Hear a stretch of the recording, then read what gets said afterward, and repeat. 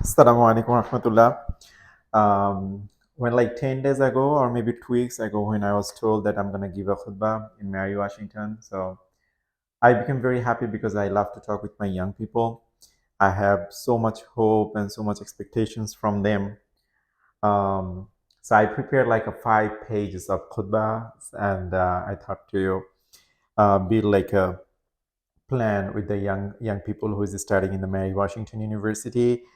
But then in this morning, it came like a shock when Sister Ikra told me that I have just 5 minutes to summarize the khutbah because of the busy schedule, whatever.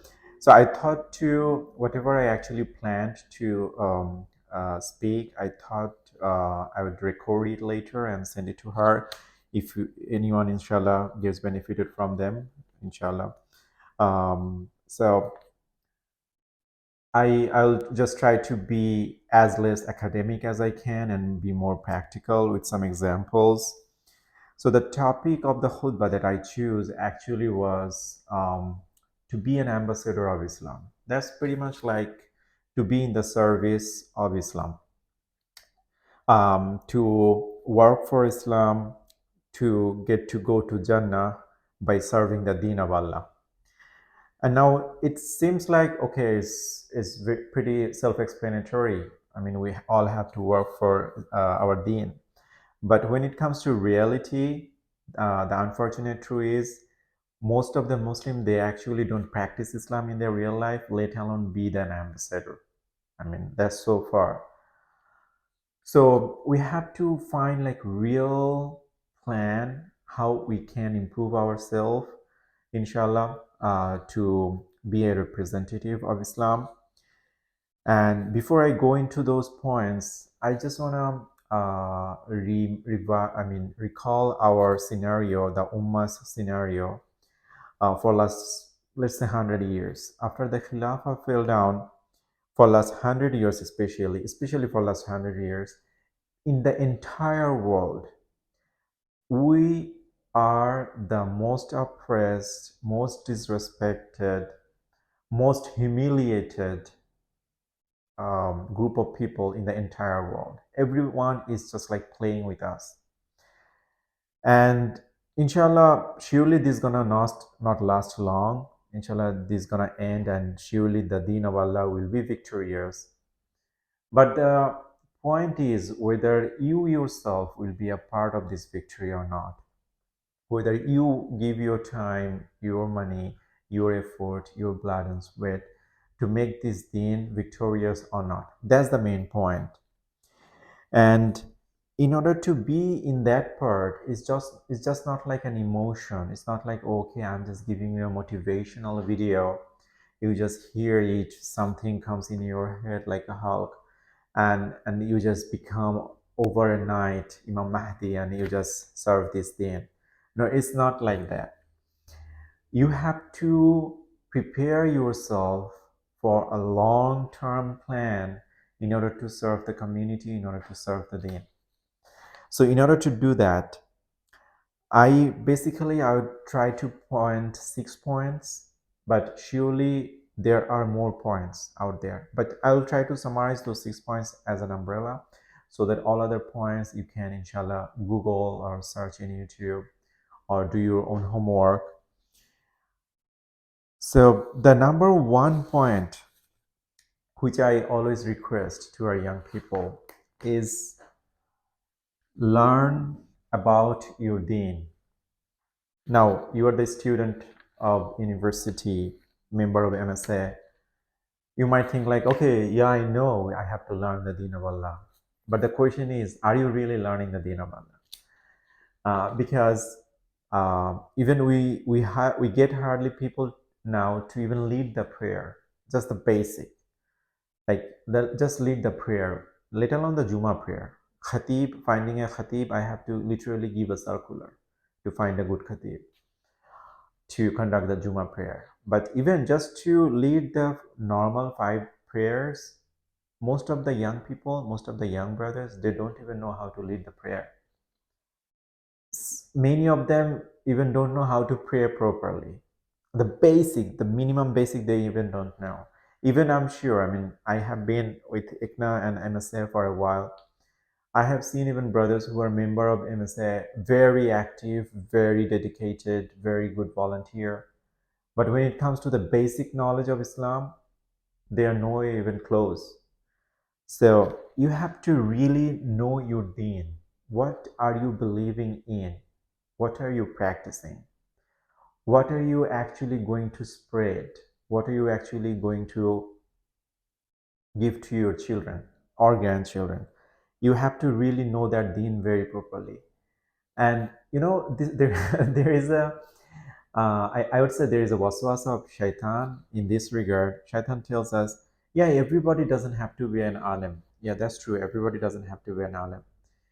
In order to be an alim, you have to study 10 years, not 10 years, 15, 20, 30 years in order to be an alim.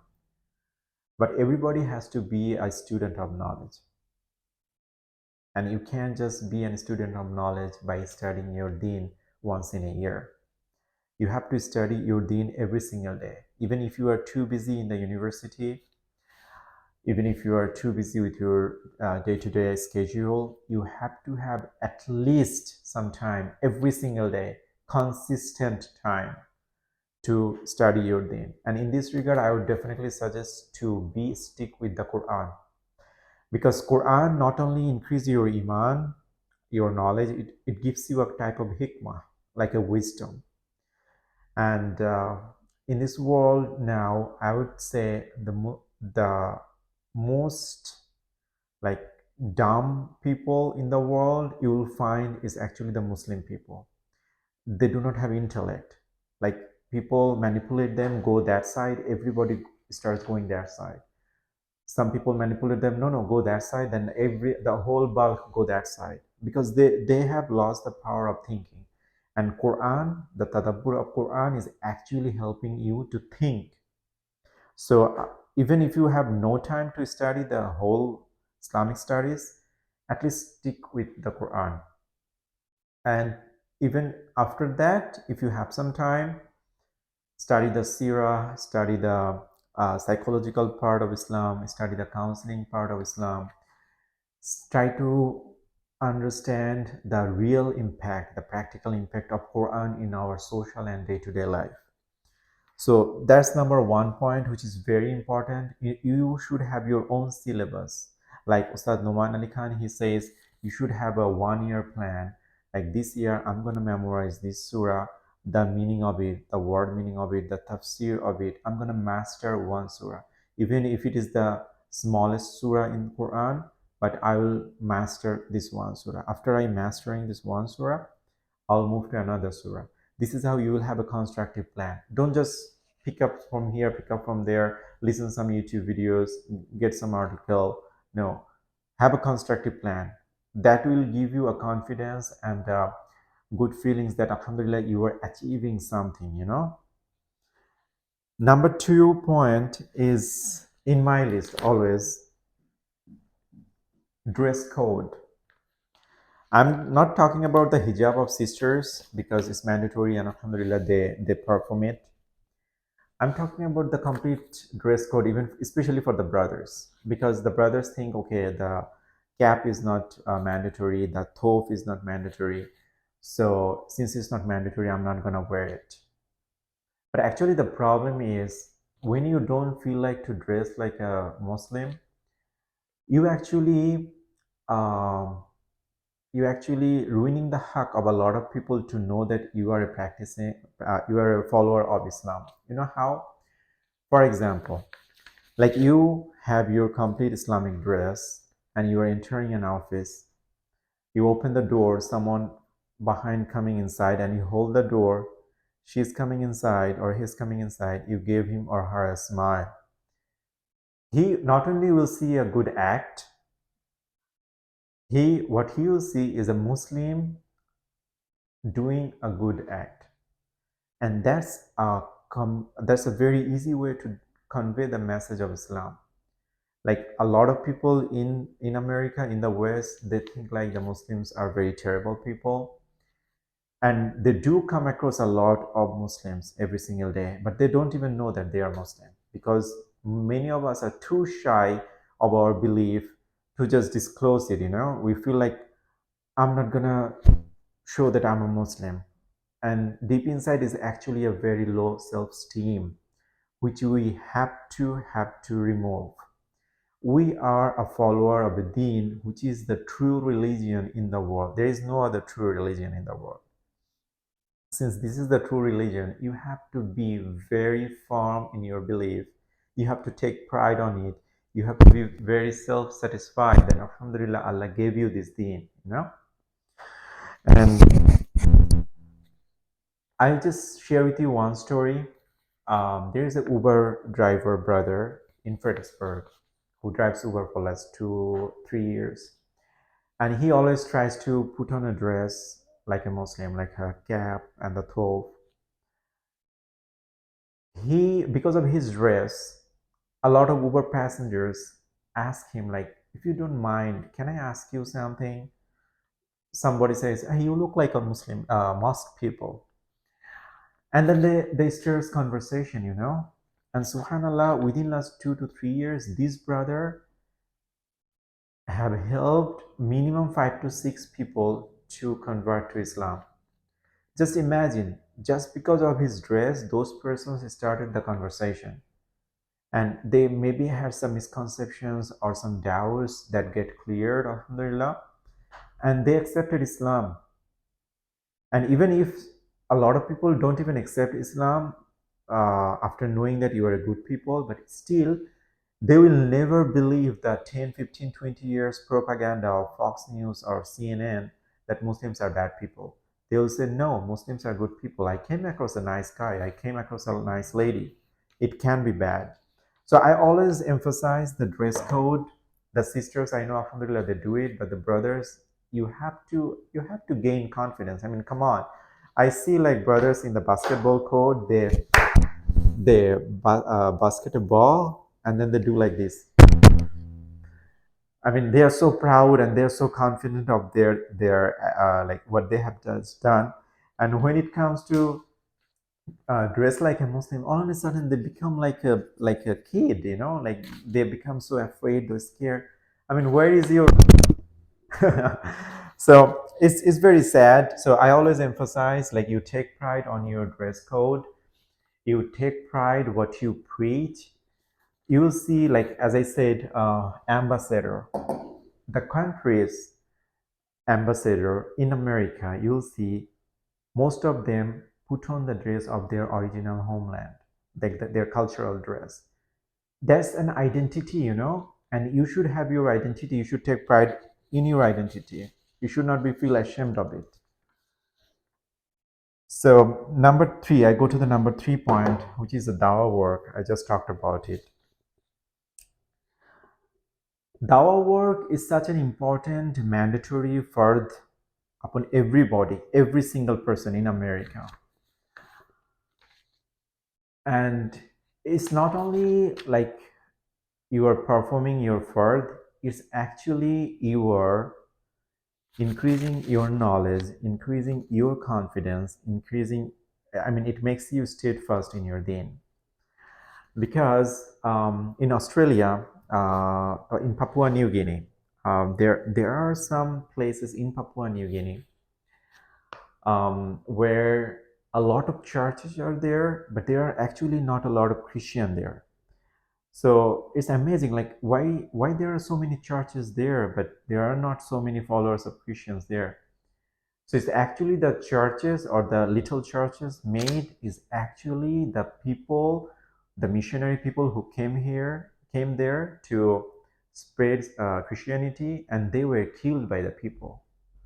And it's like hundreds of churches there for their names of those missionary people. And subhanallah, when it comes to our religion, alhamdulillah, we have a very bright past. Our sahabi and their ancestors, they spread this deen in the whole world. They sacrificed their life for it. But if I consider right now, even like in America, in order to not do the dawah work, in order to just bring people in the masjid, we have to at the first thing we have to highlight is barbecue party, good food. uh, bonfire. I mean, that's sad, like you are a follower of such a religion, which is the only true religion in the world. And in order to unite you, we have to like offer food. Like, hey, come, we have a barbecue party, and that's really sad, And that's a very shame for us that the reason we are not doing the dawa work a lot.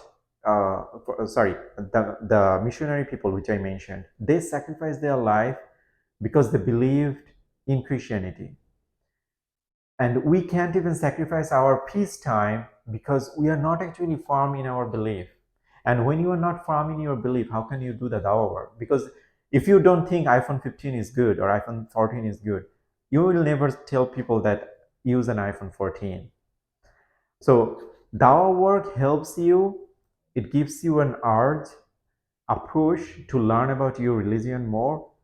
And then the more you learn, the more you will actually have firm belief in it. The more you have firm belief in it, the more you actually will love to spread it, dedicate your life for it, So dawah work is kind of like a very very effective way for us to increase our knowledge, to increase our faith, and also to be an ambassador of Islam. And that's actually the goal. Like an ambassador, what does an ambassador do? Represents his country. So if you're gonna do the dawah, you are an ambassador of your deen. So do the dawah work and active dawah work. If you have a safe environment, even in the campus, try to do the street dawah. And regarding dawah work, one brother I always mention the name, which is brother Yusha.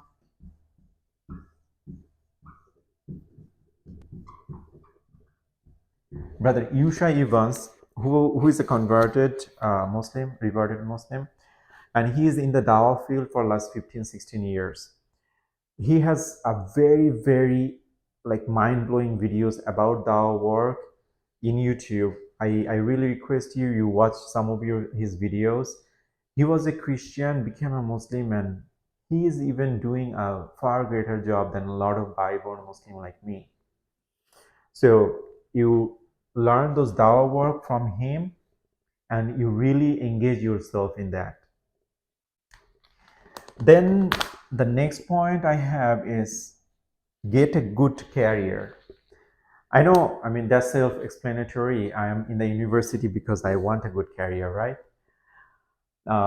Yes, but the problem is a lot of young people, they don't know what does good career mean. So they end up going to the medicine, become a doctor, and then remain frustrated for their entire life. A good career means a job which gives you a good paycheck with less effort. That's a good career for me. You know why? Because years ago I used to work as a software engineer and I used to code. And coding is such a like brain draining job. I coded like 4 5 hours, 6 hours, 7 hours, 8 hours a day. And I had to dream about it for next 16 hours. Like my 24/7 was just coding in my head. I drove, I coded. I slept, I dreamt about those semicolon. Because this is so brain draining and is so like is it like eats away your brain so much, you remain fatigued the whole day. I'm not saying those who are going to software engineering, I'm just trying to demotivate you. What I am saying, since I was in this field, you work 8 hours and it keeps you busy for more 8 hours at least. And also the technology changes, so you keep on hours doing more certifications, more this, more that, so your job becomes your life, and that's very scary when you choose a career where your career becomes your job, your life. That's scary. So get a good career where career doesn't become your life, rather career gives you a good amount of money to lead your life easily, inshallah, to support your family easily, inshallah. At the same time, it helps you to do the social work. Like, for example, if you are young enough, If I were 20, I would definitely join in the police department, because as a police, the amount of people you can reach in the community, you can never reach in any other job. Or people who are studying psychology, go to the family service departments, be a counselor, be a family counselor, child counselor. We need people in those fields a lot. So, and those fields are not brain draining. Rather, it will give you constantly a good vibe that I'm doing something good. I'm achieving something good. So, a good career is very important. And also another point I mentioned here: try to get a good career where you can start earning money faster. What do I mean by that? For example, if you want to become a doctor, it takes like 8 years, 10 years, sometimes even more than that to start earning money. And already you pile yourself in the loan, tons of loan. But if you go for a nursing career, you could become a nurse in America within 2 years, a registered nurse. And a good registered nurse in America makes like 70, 80K, sometimes even more. So what's the point? 70, 80K is a good amount of money to lead my life here in America. Why should I have to go for my like spending like 8 years, 10 years to get a degree, to get a med school degree, to earn a even like better paycheck, but I already like wasted 10, 15 years of my life. I'm just giving an example again. I'm not saying that people who are going to the doctor's field, software engineering field, they are making a mistake. Is in individual to individual, case by case different. But my main emphasis is you have to have a good career where you can have enough time for your family, for yourself, for your community. Like a lot of MSA brothers, they were very, very active in during their study period in MSA. The last thing we hear from them, I got a job. That's all. And they disappeared for their entire life. And sometimes, in some occasions, if you find them, oh, brother, I'm so busy. I have this, I have that. My job is so demanding. I mean, I have to be very busy. I'm sorry, I couldn't give enough time. That's sad. So you have to always have some time for yourself, for your family, and for the community.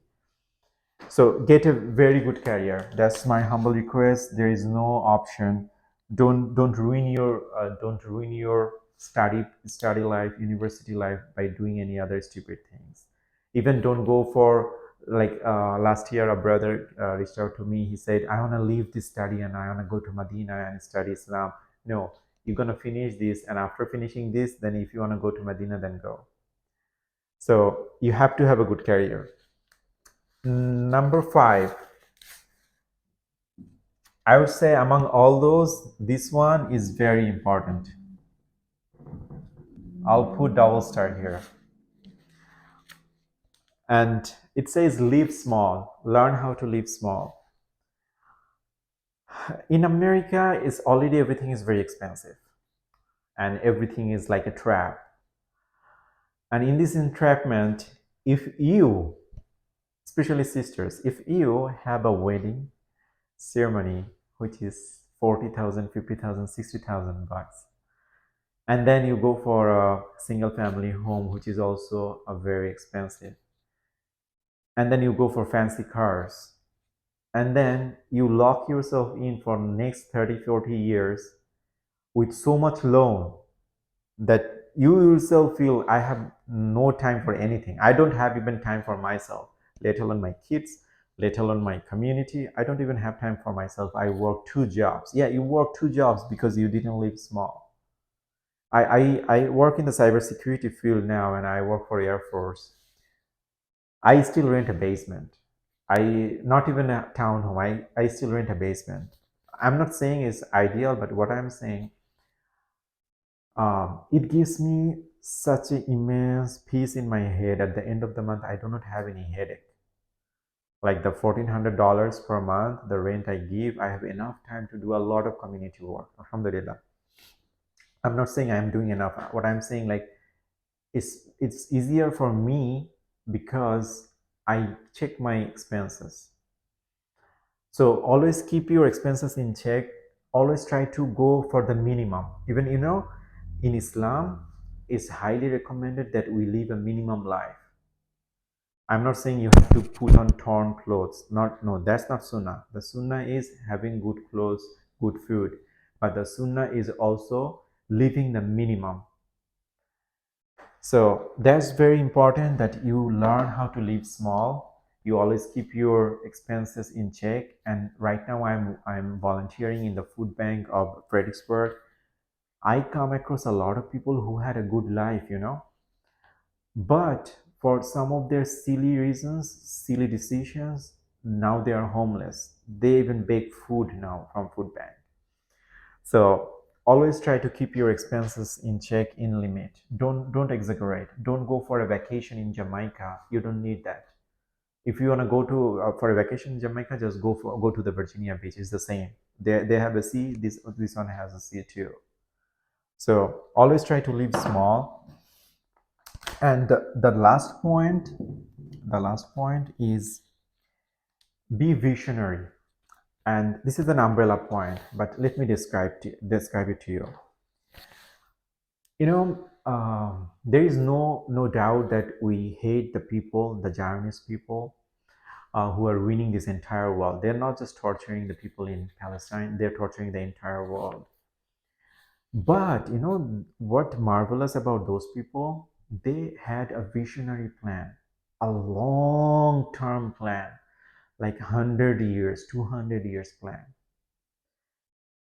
Their lobbying capability is beyond the imagination of the Muslims.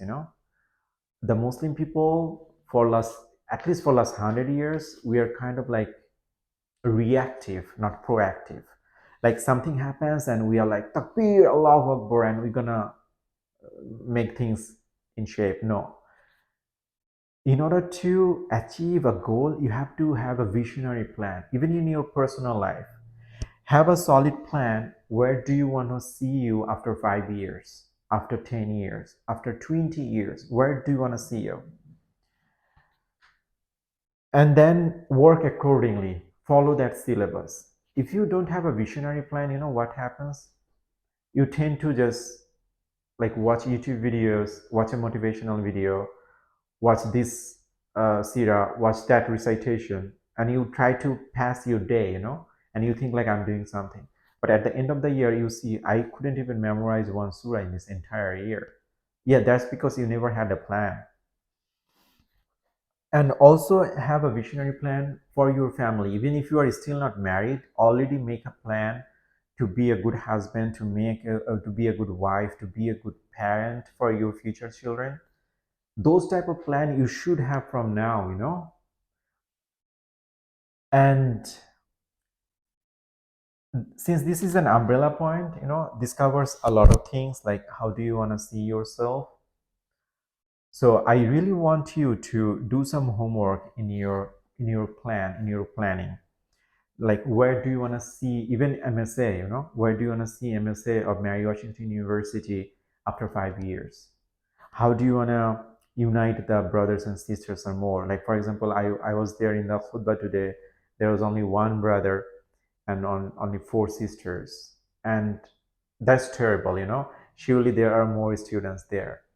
So try to unite them and have a solid plan so that years after years, this MSA in Mary Washington doesn't get weaker, rather it gets stronger years after years. Because if that is the case in 2024 now, where I have to give a khutbah only to 5 people, where there are tons of Muslims in the university, what's gonna happen after a few years? And it is in Ramadan. And right now our iman level is very high because of the torture in Palestine also. We are very active. And since it's the case, so what's gonna happen when we have a good life? When we have good life, our iman goes lower. So have a visionary plan for your community too, for your organization. And I'll end up just one khutbah today in Gaza. I also mentioned that in the khutbah today. Um, in Gaza, a destroyed mosque by the bombing of Israel. A sheikh, he is not renowned to the Western world. He just gave a khutbah of 3 lines, like, and after that he said, Akimus Salah.